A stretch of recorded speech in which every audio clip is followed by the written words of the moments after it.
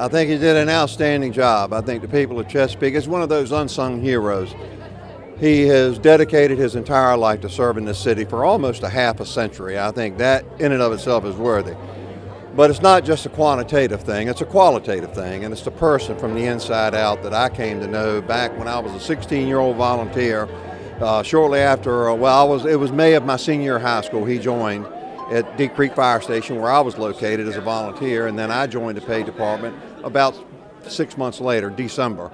So, and then he and I started working together at Deep Creek, and our career started there, and 49 and a half years later, we're still best friends. He's my brother, and I think he's done a magnificent job in his capacities coming up through the ranks, and certainly in the last 14 years as our fire chief. You know, people always talk about if you take care of the big things, the little things take care of themselves. He understands it's just the opposite of that. You take care of the day-to-day things, you take care of the routine things, and the big things take care of themselves. And that's the thing that always impressed me about Ed, is he'd come up with an idea, think of something. It may not be that big an idea, but it became something. Things like canvassing a neighborhood when there was flooding and people couldn't get out to see if they needed medication or they needed food. It's stuff like that people remember the rest of your lives, and that's always, he learned from the people around him. I learned a lot more from him than I ever taught him, and that's what it's all about. It's collaborative. He's just one of the nicest human beings I've ever met. I think he's one of the most fantastic leaders Chesapeake has always had the opportunity to have. He's top notch. He is fantastic. Chief Elliott's been a great guy to work with. I've been working closely with him now for the last 14 years.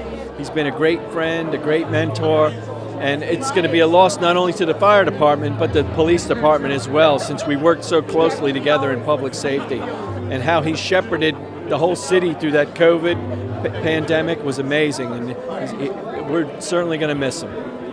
Yeah, I've known Ed for many years, but just the last couple of years I've really got to know Ed Elliott. And I got to tell you, he is probably top leader that I admire. I mean, I've met a lot of good leaders in my life, but he is right up there with the top 5. He has all the qualities that I look for in a good leader, and a great person. So we're going to miss him terribly. I think one of the good things, though, about Ed is he is so willing to share and so willing to see other people succeed. He left our fire department in really good hands. So, been with the fire department going on 29 years, but I've actually had the opportunity to work directly for him for 12 years. He's been my direct supervisor for 12 years. He's just someone that's so full of wisdom and experience, and he's a great teacher. He is so good at being able to pass on the knowledge and experience and wisdom that he has to other people. He's just a great communicator. So everything from strategy and tactics to working a budget, he's had an impact on teaching me how to do things the right way. So Chief Elliott's the very definition of public service. So I've been city manager now for about 4 years. He's been a tremendous asset, a mentor, provided amazing guidance, helping to lead us through very, very challenging times. So for the organization, the community, it's hard not to feel a sense of loss. A little bit of a sense of anxiety as city manager for the tremendous leader that we're losing in the organization and the tremendous asset for the team, but it's so well deserved. I can't think of someone, having given their career to their community, dedication to public service. It's a very, very well deserved retirement. I'm very proud of the chief, and I really wish him the best. Right now, I'm just overwhelmed with the number of people here. People have driven in from other states, different parts of the state. I've got colleagues here from all over, a lot of memories here. So right now what it means to me is just trying to take it all in emotionally, and just to show us support is almost overwhelming. In May of 1974, I walked into the front door of Fire Station 8 in Deep Creek as an 18-year-old rookie firefighter.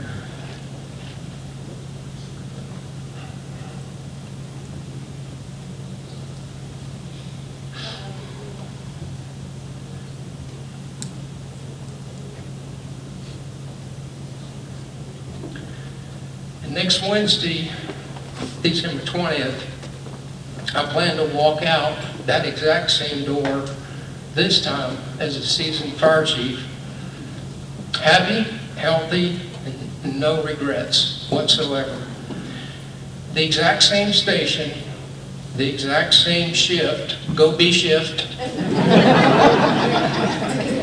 But when you think about that, that is the stuff that fairy tales are made of. And I've made the statement many, many times over the last several months, if there's another fire chief in America that's been more blessed than I've been blessed, I've yet to meet them. But I'll conclude where I began, and that's by simply saying, thank you. Thank you for teaching me the right way to make up a bed, the right way to fill out a station logbook, the right way to wash dishes, the right way to climb a ladder, and the right way to make crazy hot firehouse chili. Thank you for showing me why it's important to always lock your chief's car when you park at a fire station. Or why it's important to turn your fire boots upside down and shake them before you put your feet in them. Or always check the lid on the pepper shaker to make sure it's screwed on before you put pepper on your food. And always check the bed slats before you lay down at night. These have been important lessons of life to me.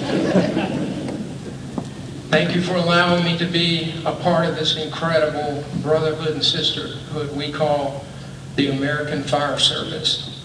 There is nothing else on earth like it. Thank you for being patient with me when my leadership visions and dreams look like nightmares to you.